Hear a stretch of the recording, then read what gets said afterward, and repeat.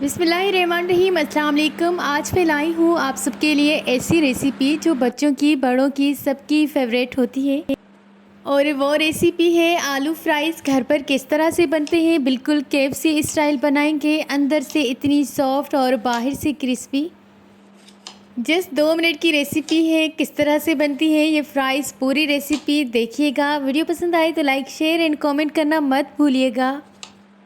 और कोई बात याद हो या ना हो, लेकिन ये वाली बात तो हमेशा हर यूट्यूबर्स को याद होती है। वीडियो को लाइक, शेयर एंड कमेंट करना मत भूलिएगा। बाय द वे, रेसिपी को स्टार्ट करते हैं। सबसे पहले तो मैंने 3 बड़ी साइज़ के आलू लिए थे, उनको अच्छी तरह से वॉश किया, उसके बाद कटिंग की, इस तरह से फ्राइज़ की।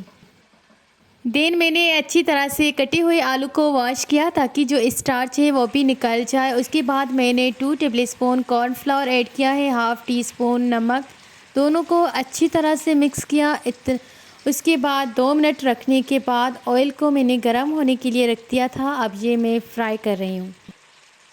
जस्ट इतनी सी रेसिपी है, अपने बच्चों के लिए, अपने घर वालों के लिए ज़रूर बनाएं, उनको बना कर दें। बहुत आसान रेसिपी है और इतनी मज़ेदार है कि आपको लगेगा ही नहीं कि आपने बनाई है या फिर बाहर से ली है।